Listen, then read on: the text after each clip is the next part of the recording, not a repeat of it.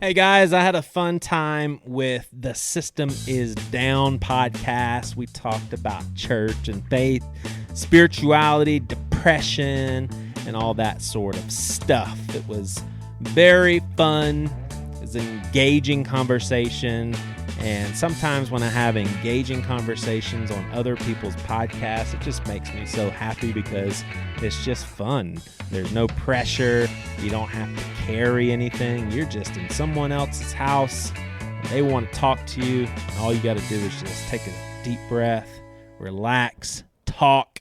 And you know what? They want you to clown around. They want you to be crazy because it's good for their show. So I try to let loose. It's kind of like a favor to the host. So enjoy this episode that I recorded a little while back with the System is Down podcast, and go check out those guys as well.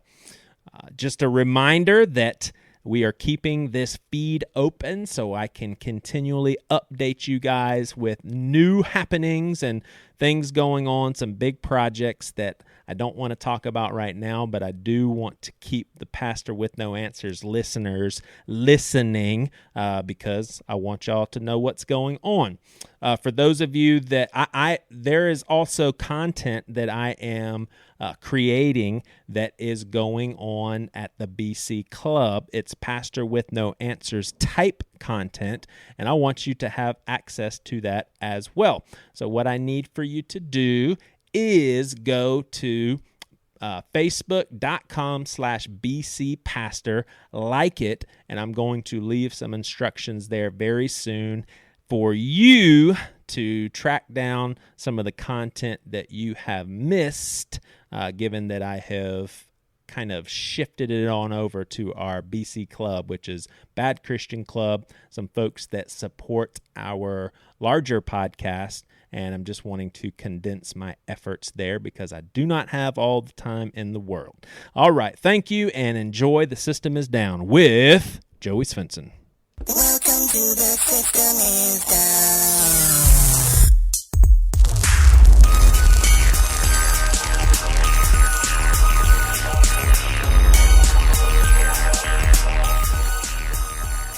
What's up, Downers? Welcome back to the least comfortable show on the web. You know what it is. You know the name and the place. It's The System is Down, where we talk about all the uncomfortable topics, the things that might trigger you, the things that might get your panties in a wad, the things that need to be discussed but seldom are because of their uncomfortable nature, things like conspiracies, politics, and religion. And if you're new here, go find the person who invited you, give him a big #MeToo, kiss on the mouth, and a slap on the rear from me, because I appreciate you being here, of course, and from you, because I think you're really going to enjoy today's conversation. And if you're one of the many people that tune into the show every single Monday morning for your weekly dose of discomfort, welcome back. Always a pleasure to have you. Today's episode is my conversation with the great Joey Svendsen, who is not only a pastor, but he is one of the co-hosts of the Bad Christian podcast and the main host of the Pastor with No Answers podcast. He's also an author, and he does a whole bunch of fascinating things, and he's got a great story that I can really relate to. I feel like we had similar upbringings personally, coming from Pentecostal Christian backgrounds, very fundamentalist, and coming to different conclusions in our life. The difference is that he has depression, and he's fought OCD his whole life, and all sorts of fun stuff that makes for this perfect storm that has been his life. But it was a great conversation, and we're going to jump into it here in about 35 seconds. Before we do, I got to remind you guys to go please join the Downers Club. You can do that by going to patreon.com/The System is Down and signing up for as little as a cup of coffee a month. That is $5 only a month, and you'll get our whole catalog of bonus audio and video content that we do every single week, often multiple times a week. So go check that out. Help keep the show getting bigger and better, more beautiful as we move into the 2019 year that will be better than 2018, we can all hope. So patreon.com/The System is Down. Go check it out. All right. Here's my conversation with the great Joey Svendsen. Let's get weird.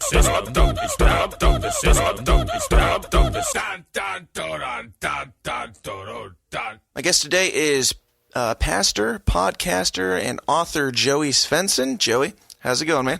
Good, man. Good. I have been podcasting literally all day. Yeah, what else do you have going on? I did an interview with someone. It was super interesting. The podcast was called "The Bible Says What?" ? And I had no idea what it was about, where the host was coming from. So we were talking about spirituality, the Bible, and all that stuff. Come to find out, I was thinking that I was offending him by my progressive theology, and all along, he is a deconstructed, completely Christian who is now an atheist who was offended.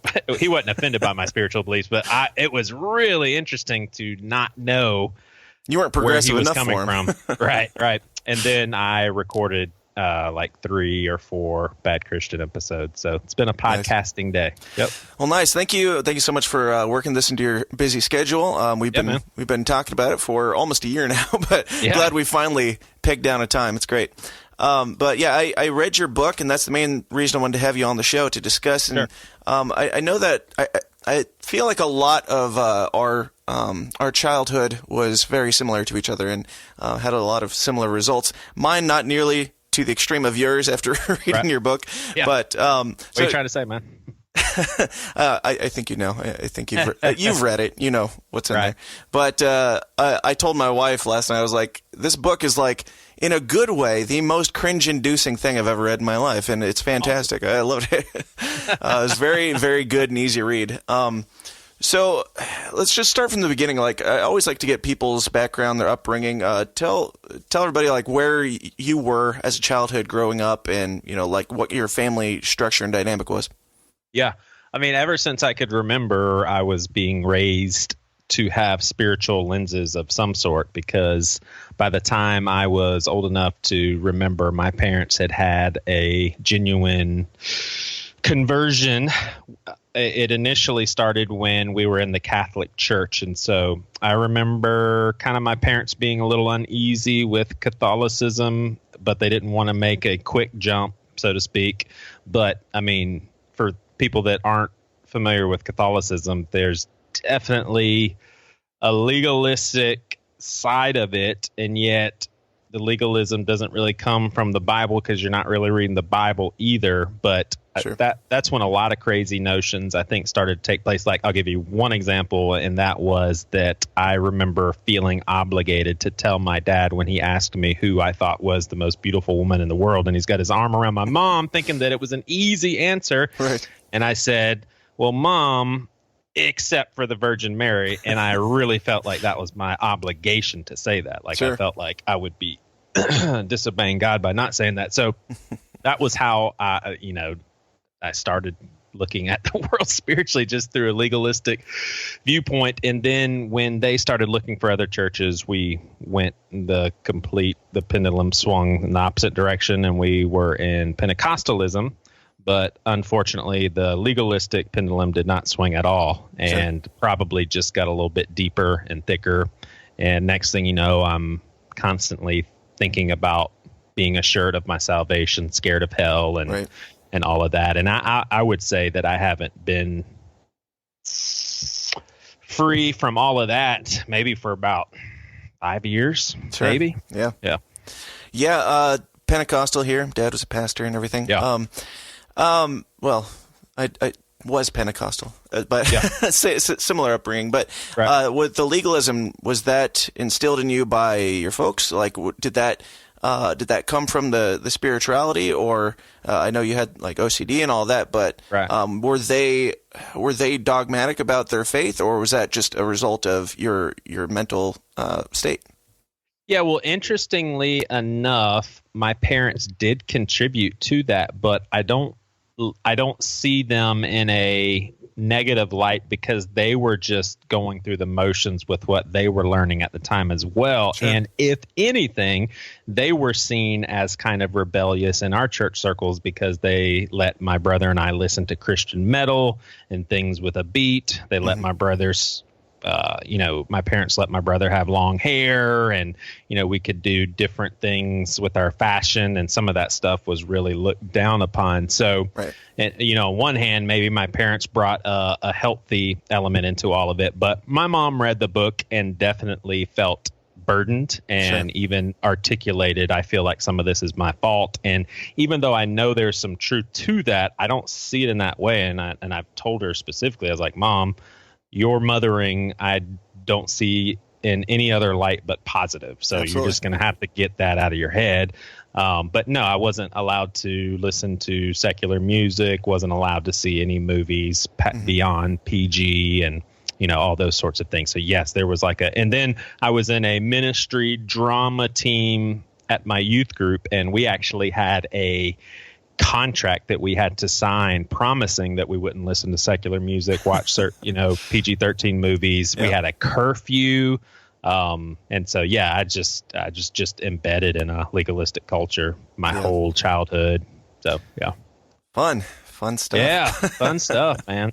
Yeah. And in your book, you talk about just the OCD stuff, just tearing you apart basically over and over again. Like you said, just freaking out about spirituality. I don't think I had any OCD or anything, but worrying about salvation on a regular basis and that being an unhealthy state. Yeah, and I think the mental illness exaggerated those sorts of things. I mean, how I articulate it to people is the mental illness takes what is already on the forefront of your mind and makes it feel more urgent, more severe, more problematic. So where some people would maybe have and I've got the quote fingers up, like a natural fear of their eternal soul, mine turned very OCD from a standpoint of when I asked God to save me, I needed to write it down. And then if I ever was convinced that actually didn't happen, I would refer to that piece of paper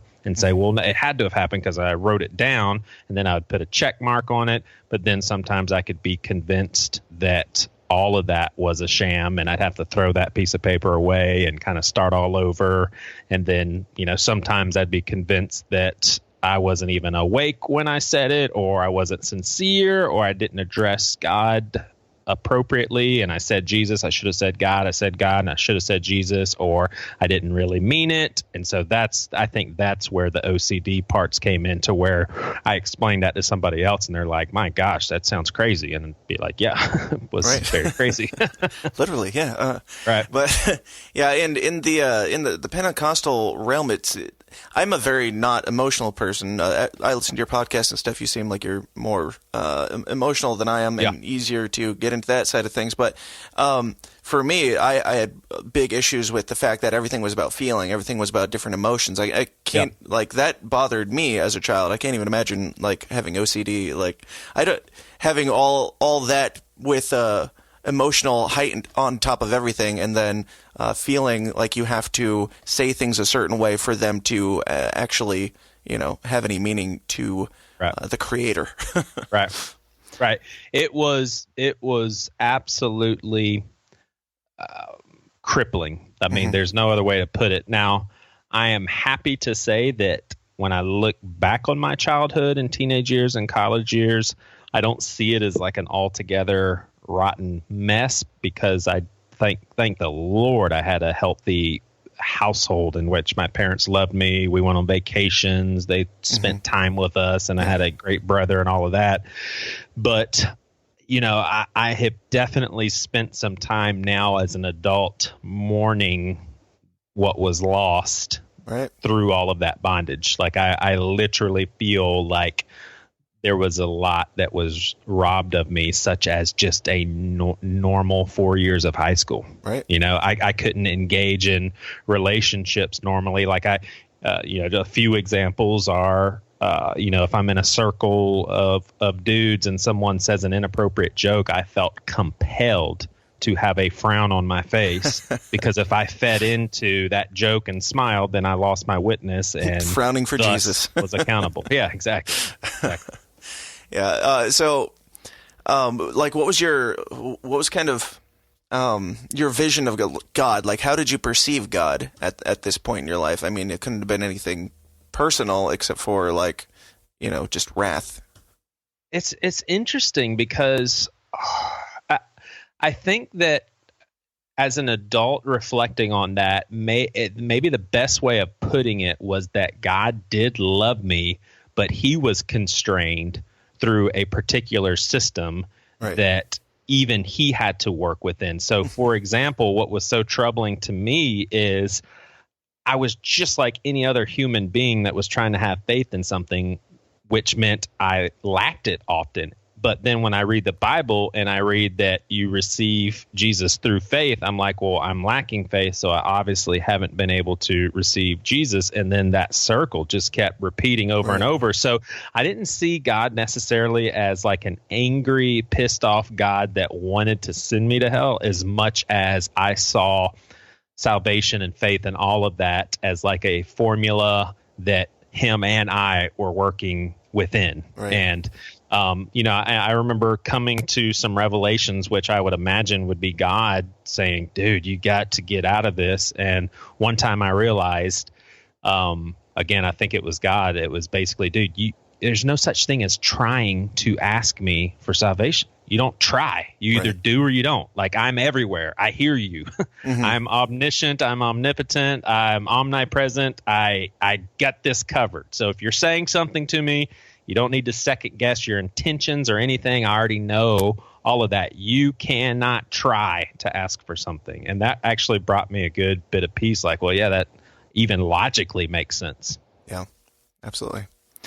Now, how early in life did you start to, did you have these thoughts, like these OCD obsessive thoughts and actions? And was that anywhere presenting itself outside of the faith stuff? Like, I mean, you hear about people who like feel like they have to turn the light switch on and off 5 times before they leave the room, or their mom will die or something like that. Was there anything like that, or was it mostly just on faith? Oh man, I wish I could say that it did, but honestly, I did do the light switching stuff, but it was kind of revolving around the number 7.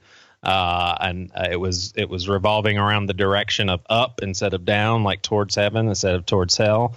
There were just all sorts of rituals in my head, and I would venture to guess that it was probably all related to spirituality. Yeah, I can't really think of ways in which it was not related to that. Yeah, which, I mean, if spirituality is, overwhelming and overshadowing your entire life as much as it sounds like it was, I mean, you probably can't even remember anything outside of spirituality in any way. And I mean, and it all boils down to if there's like this eternal torture chamber that people are consciously burning forever, then honestly, it's worth the OCD. It's worth the irrational approach and making sure and putting yourself through that hell on earth. Well, at least you get to avoid hell. Right. And I just, I think that's why I'm so cautious not to try and spoon feed my kids in a particular, I'll rephrase that. I am very intentional with never communicating anything about God to my kids that's fear-based, because I don't think there's anything to be afraid of. Sure. And there are some fear notions that some of my kids have picked up on, and I have no idea where. And the only thing I could imagine is just the general notions of evangelicalism, given I pastor one of those churches and they hear stuff from the teachers that I legitimately oversee. And so I don't feel like it's something that I need to abandon altogether, but I do feel like I need to be very intentional in my conversations with them. Like, one of my kids one time lamented on how her faith was just not where it needed to be, and she was afraid. And I said, listen, if the God that we believe in exists, then he does not want you to toil with that. So stop. No fear. You don't need, if you don't have faith, you don't have faith. And God still loves you, and he's going to take care of you. And one day maybe you will have, but it's just like, and part of it too is just like, gosh, how tragic is it that so many kids, me being one of them, that was confronted with some of these deeper, in my opinion, faulty, but deeper spiritual truths that were so scary. I mean, it's just like, I want to tell people, just let your kids play hopscotch and be on their iPhones and watch TV and play with their friends, man. Don't scare them. Right. Yeah, and but then again, it all goes back to if you believe in the traditional heaven and hell, then all of it's worth it. You better damn well indoctrinate your kids. Right. Yeah, I get that. And I've been asked the question many times on our forum and on our show and stuff like that, whether or not teaching your children about hell is child abuse. Because and I've said the same thing. Like, if you believe that it's real, then you'd be abusing your child not to teach them about hell. But if it's not real, then maybe making them live in fear is. I don't really have an answer because I can't confirm or deny whether or not hell exists 100%. So what's your take on that?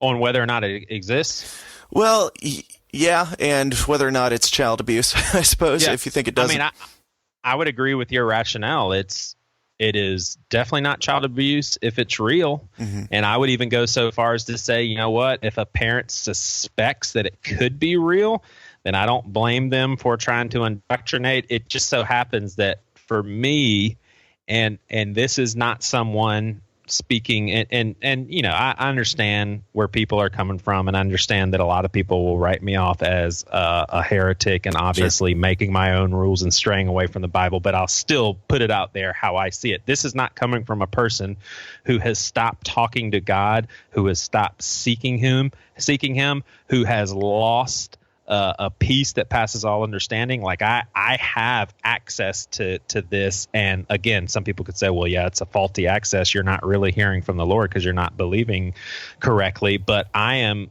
fully convinced that the concept of hell and people being tortured forever just does not make sense. It doesn't make logical sense. It doesn't make sense in light of God. It doesn't make sense in light of Scripture. I mean, there's a podcast that I've listened to called Rethinking Hell, and Chris Date would destroy anybody in a debate in the concept of annihilationism over eternal conscious torment. I mean, and he'll take it verse by verse. Any verse that you can think of to throw his way, he will give you a very thorough, detailed explanation. A lot of it has to do with Old Testament prophecy and the words that they're using in the New Testament. They're just assuming you know what these mean. And so his whole basis is, no, people aren't tortured forever. They're destroyed forever. That's what eternal punishment means, is you are forever gone. Now, I feel like there's some verses that lend some credibility to Jesus being the hero of every person who's ever lived. I don't think I have fully fledged bought into that, but I definitely think that there is a possibility that that is the case. I'm hopeful, like I would call myself a hopeful universalist, but also reading, the Bible pretty carefully, it's definitely not a shoe-in for that by any means. Yeah. But I am so beyond worried about hell and friends of mine going to hell and family and my kids and all of that. I just don't care about them anymore, right? It just does. Yeah. It just does not make any sense, man. That's on them. Yeah. There you go. Yeah. In the book you talked about, you gave a bunch of different examples of stories of this crazy spiral that you were on, where you felt like, if you didn't go to school and wear witness wear, which is like, the cheesy Christian T-shirts, you could be responsible for somebody's soul and somebody going to hell.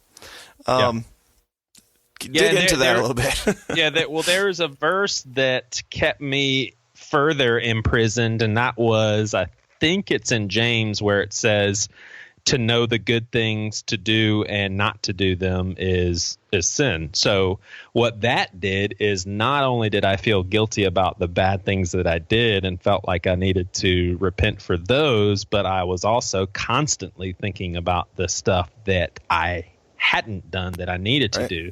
Stuff as trivial as, I don't know if I put this in the book or not, but I was helping my boss move his art gallery from one location to another. And one thing that I was carrying was like a glass shelf. And I remember nicking the corner of it on the edge of the building and being like, oh my gosh. And it was pretty insignificant, but at the same time, I was like, I probably need to tell him. But for some reason, I just didn't tell him. And then weeks go by, and finally I get to the point where it's nagging at me, but I was like, well, now it's going to sound insane if I say, hey, that time we moved, like, literally it's like a year gone by. That time we moved a year ago, I accidentally chipped a little piece of glass off the shelf, but I felt like that sin will be on me until I do that, because it's like ongoing sin, because I'm continually not doing the right thing. So it's continually on me, and that's the only way to get rid of it. And even before moving beyond a lot of this sort of theology that I bought into, I even realized the senselessness of that, and that if the grace of God was real, then that means that it's all of God's doing. Salvation is, and it's none of our doing. So I was able to wrestle that one down fairly early in all of this. Yeah, I was going to ask, like, when you're having these thoughts about yourself and whether or not it meant that you were a bad person for not owning up to every single tiny little thing in your entire life, and that might mean you're going to hell.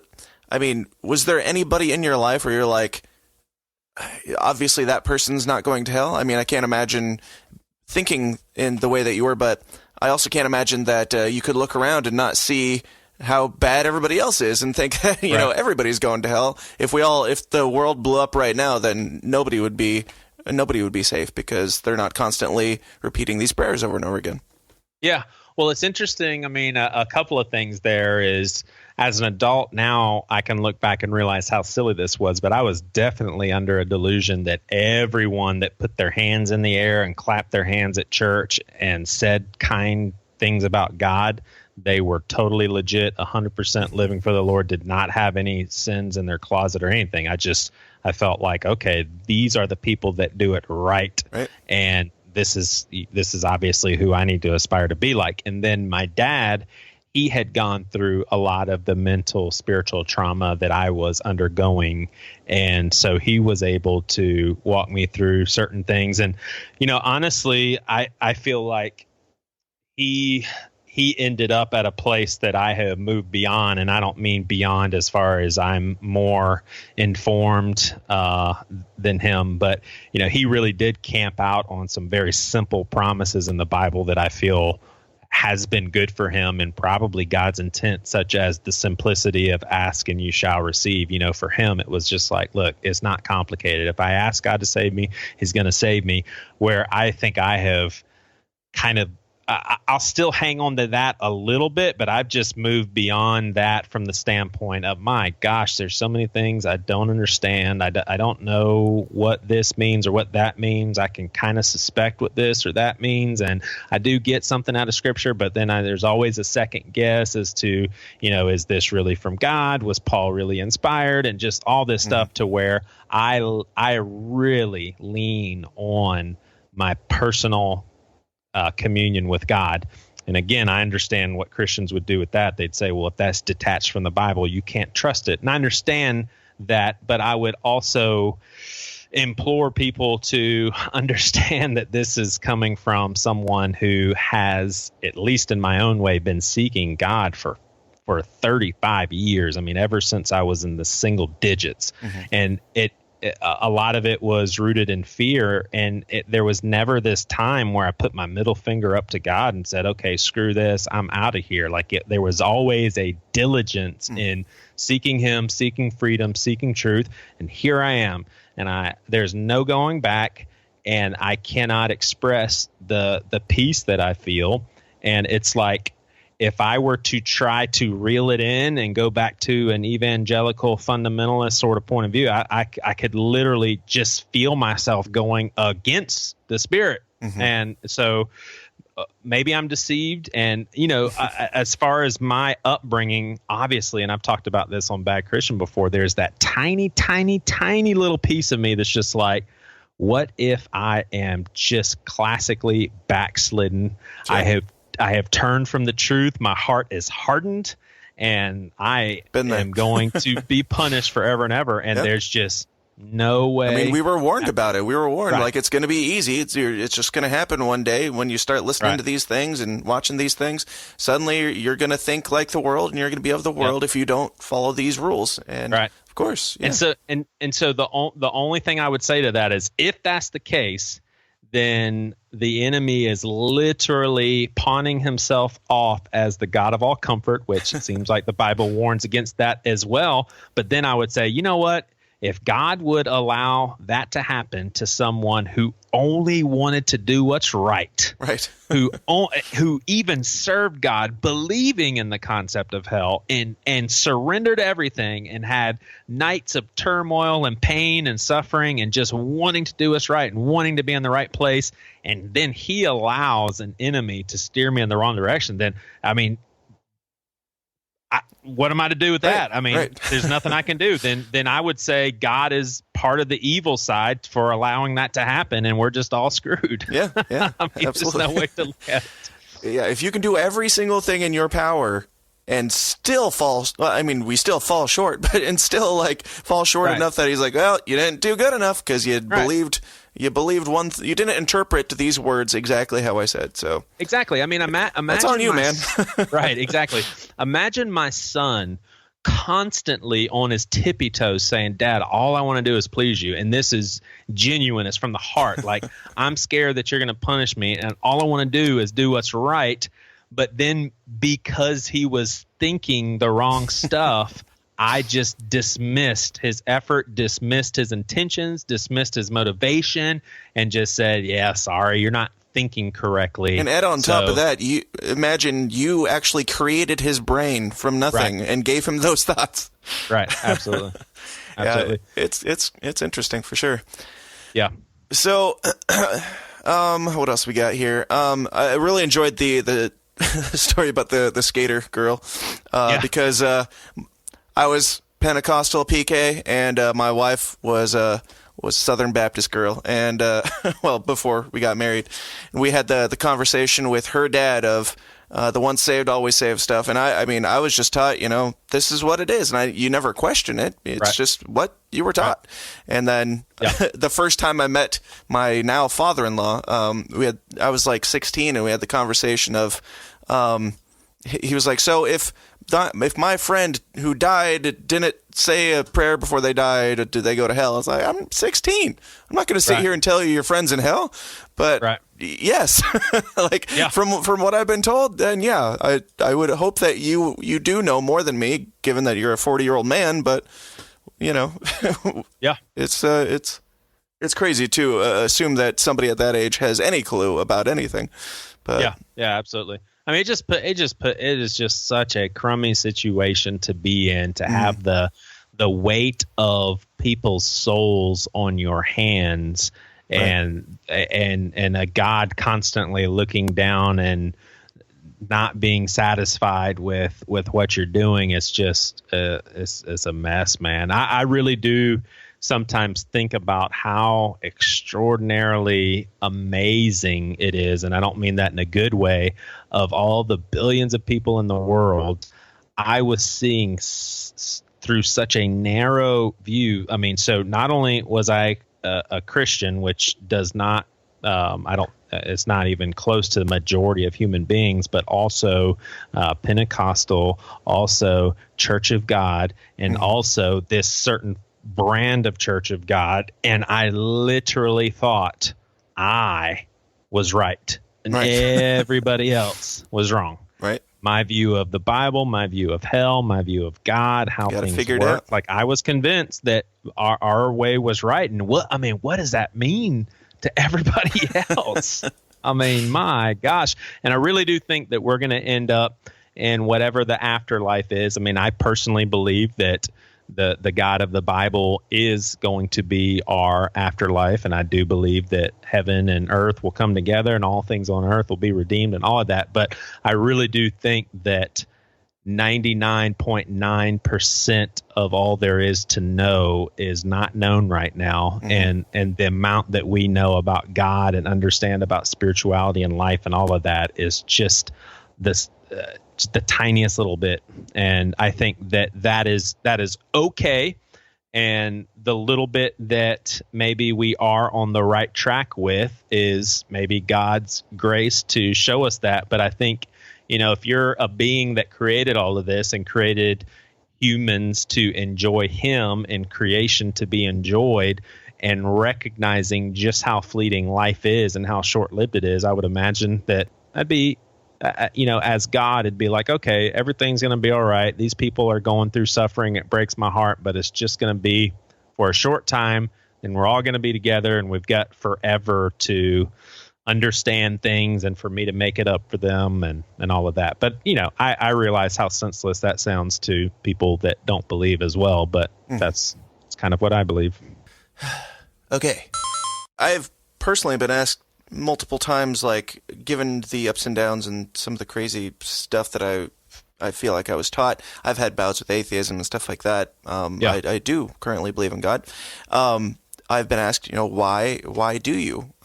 What is there, like, how could you possibly go back to that thing? How, for you especially, like, with all the punching down that life has given you, Right. like, God dealt you a pretty tricky hand to work with, and you're still sticking with it. What's the reason for that?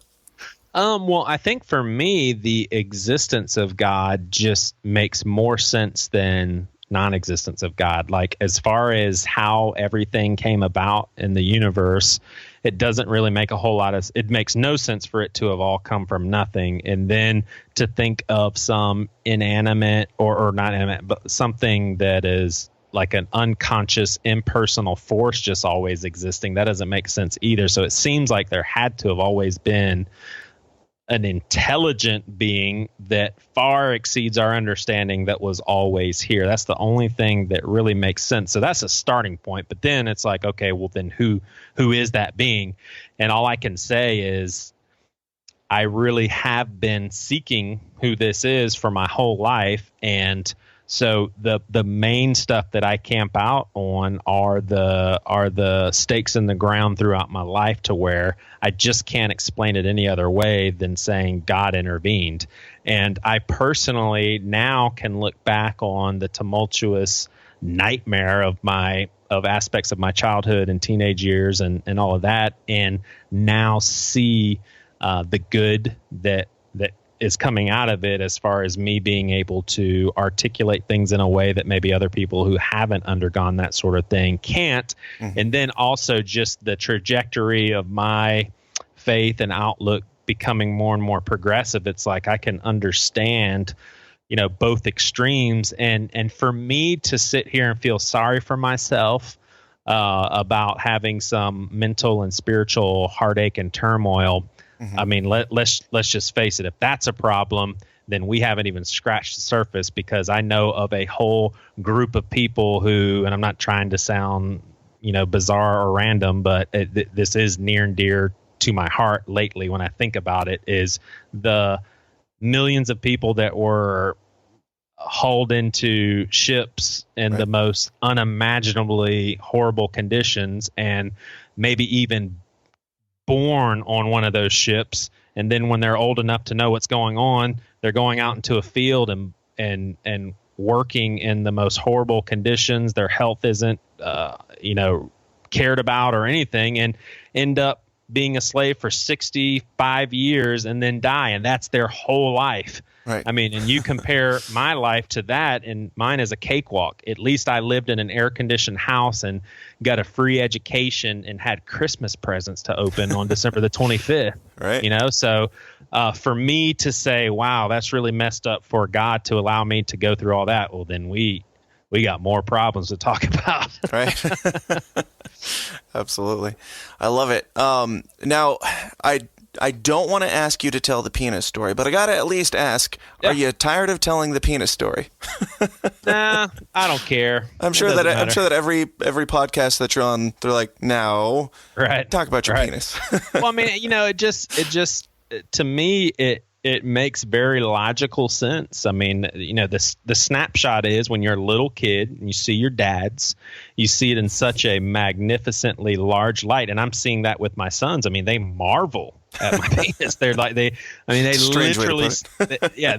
I just present it in front of them on like a pedestal, and I'm like, check it out, guys. And they're like, I mean, just simply saying, boys, get in the shower with me. You got to get clean. Sure. Yeah. And they're just, I mean, they have literally uttered the words, I cannot believe how big that is. And I'm telling you, just man to man, it ain't that above average. So it's just these little kids being like, I can't believe this. Well, soon, I would say in about 3 or 4 years, we're going to be beyond those years of them seeing that. So in their head, they're always going to have this larger than life conception of what mine looks like. And so for me, I don't know if it was definitely a hint of mental illness and all of that. I just kept expecting that sort of size for myself. And so then you take the fact that I was struggling with sexual sin and I felt like I had pleasured myself too early in my life. I felt like I had stunted its growth. And so I was super scared that I had messed myself up for good. And,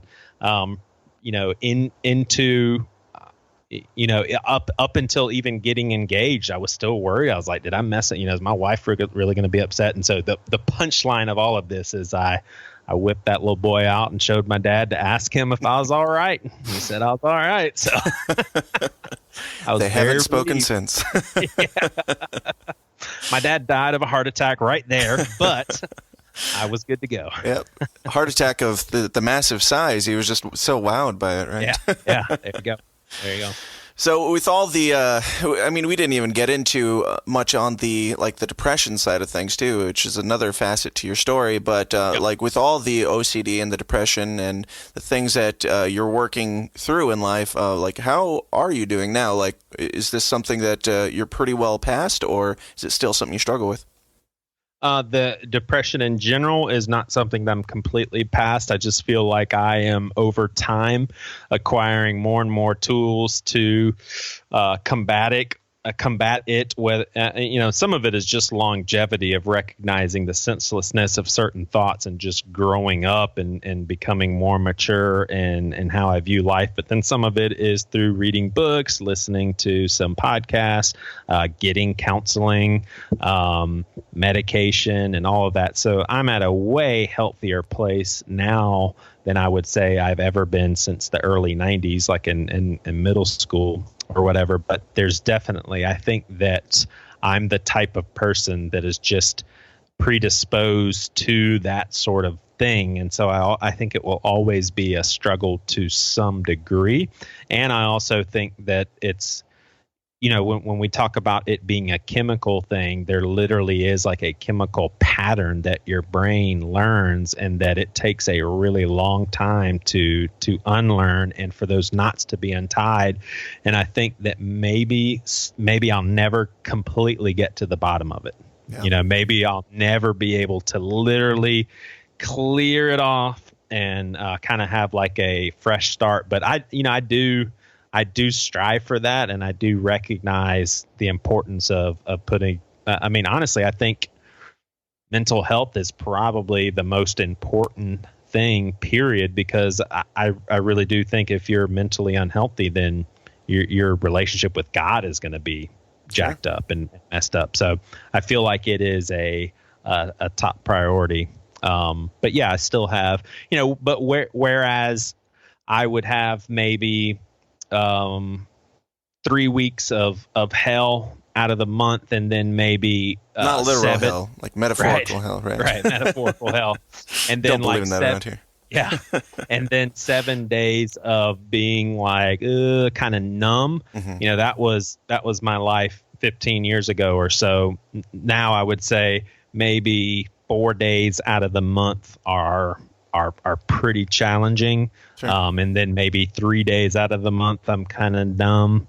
And then outside of that, I'm pretty good. Good. Well, good. That's great to hear. Yep. What do you have? Do you have something to say to if there's somebody out there that is young Joey right now who's going through this type of thing, or who is even just who's going through like the Pentecostal beliefs and struggling with that? You said that, you feel bad for yourself at that age. If you could go back, what would you tell yourself with the mental clarity that you have now? Yeah, I think that I would say to be careful of the narrow view that you're looking through. And if God is infinite, then at the very least, there is way more for you to understand and know, and open your heart up to that. And this is something that I will say, and you can take it or leave it, but I'm fully convinced that God made us to enjoy him. And so if that is true, which I can't think of any other reason a loving God would create us. if a loving God creates us to see what we'll do and what we'll choose, and then has some punishments lined up for the folks that mess up, I just cannot rationalize that being loving anymore. And now I also readily admit that I'm a finite human being, and maybe I'm seeing the whole thing wrong, and maybe that is how it works. I'm just not convinced of that anymore. And so I would encourage that person to really try to think outside of what you've been thinking, because right now all it's causing is pain and shame and bondage, and that can't be God's will for you. And then the other piece, maybe there's some people that really don't care about faith right now, and they struggle with bad mental health. My thing would be, if you are actively pursuing help, then that's the very least that you can do. I would just try to cover all of your bases, go after everything, healthy eating, eliminate some sugar from your diet, exercise, stretch, take fish oil, take antidepressants, get counseling, do everything you possibly can. And if you're just saying I'm depressed, there's nothing I can do, and you're not being proactive, then I hate that for you, because I really do feel like you are going to be in that as long as you'll allow yourself to be. Yeah. And that's kind of on you. It's yeah. Absolutely. Very well put. Do you see a time in your life in the foreseeable future that you could not be on the medication, or is that just an accepted thing for the time being? It's an accepted thing for me. Now I'm certainly open to it, but I do feel at this juncture it would have to be a huge awakening in my life, from God making it abundantly clear to stop, or the discovery of some natural way that science discovers. But it would have to be a very extreme, obvious direction for me to go, because I have recently, as in the last 4 years, had to transition from one medication to the other. And so I went through a period of time where I was just completely clean of it, and I was a mess, man. We're talking OCD, very extreme. I'll never forget laying in bed, and I had like a budget app, and there was something that I wanted to check, and I checked it.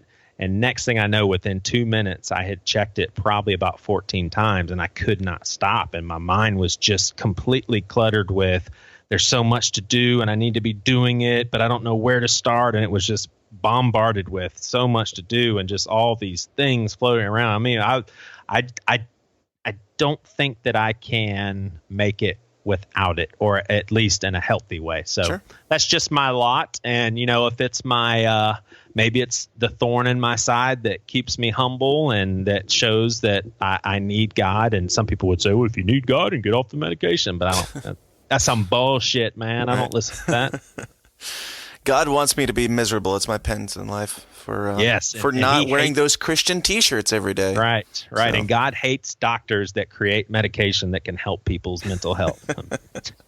That's right. Well, above all, I really appreciate and respect your honesty and your openness. I think that, especially as a pastor, we need way, way, way more of that on your podcast, both of them, in your book and everything else. So my hat goes off to you. I think you're doing a great job, and I really appreciate you being here, man.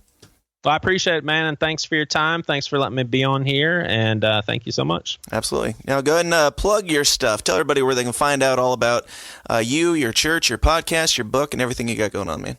Yeah, well, I pastor at for right now until I get fired. I pastor at Seacoast Church. You can go to seacoast.org, and I mean, if you're in the Southeast, you can maybe go visit a campus. Bad Christian Podcast, you can go to badchristian.com. We actually have a conference in Dallas, and so if you're in the Texas area, or if you just love this interview and you're like, I gotta hang out with him and his friends, then you can hop on an airplane, come to Dallas. And then I do a solo podcast where we really explore faith and tragedy, and with a lot of open-mindedness, and that's called Pastor with No Answers. People can go to pastorwithnoanswers.com. So very cool. The book that you're referring to, you can find it at our Bad Christian store, but I think you can also go to fundamentalistpastor.com. But yeah, you can just go to badchristian.com and find all of that. And I think we made it through the entire episode without mentioning the name of the book until now, but it is called Fundamentalist Stories of a Mentally Ill, Obsessive Compulsive Legalistic Youth Group Kid Turned Pastor. So yes, sir. Check it out. It's fantastic. I read it, which means a lot because I don't read. But Joey, thank you so much for being here. I'd love to have you on again in the future, and especially I want to talk to you sometime about conspiracies because I know that the people you hang out with don't appreciate that very much, but we do here. So. Awesome, man. That sounds good. Cool. Well, you have a good one, and I'll talk to you later. All right.